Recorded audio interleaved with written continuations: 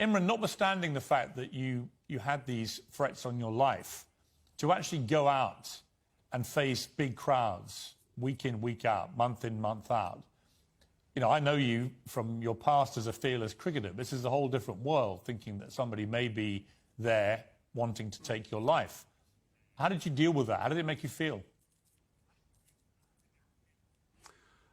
Peirs, when they imposed this a government of crooks, and let me tell you, the whole country knows it's a government of two families who've been stealing money from this country, who've been in jail, their books written on their corruption.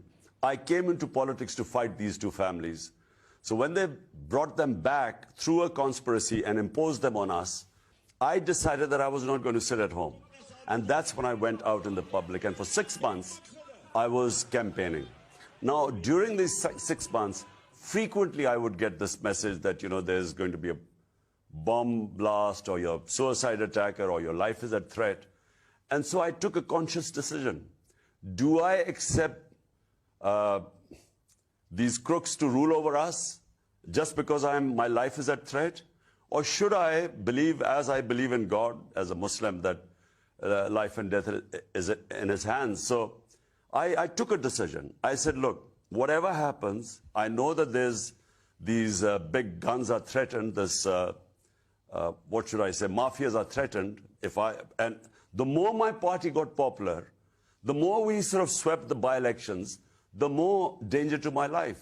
Now, when the first plot, which I mentioned earlier, the second plot was, you know, I knew, as I said, in a public rally, I spoke about it.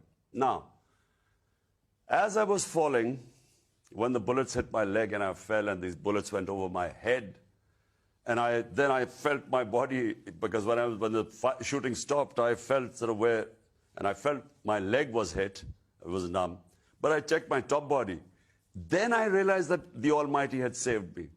Because there's no way I should have been saved, because there were two shooters, one very close, 20 feet, the other one right in the building in front. There's no way I should have survived it. But, you know, that it reinforced my faith in the Almighty. I mean, it was an astonishing escape. You know, by all, you know, if you look at the footage, you just assume that in that scenario, your chances of survival are very small. You know, Peirs, this guy, I mean, the hero, there are two heroes that saved me. One was this guy, when he saw him taking this pistol out, this guy immediately went for his hand.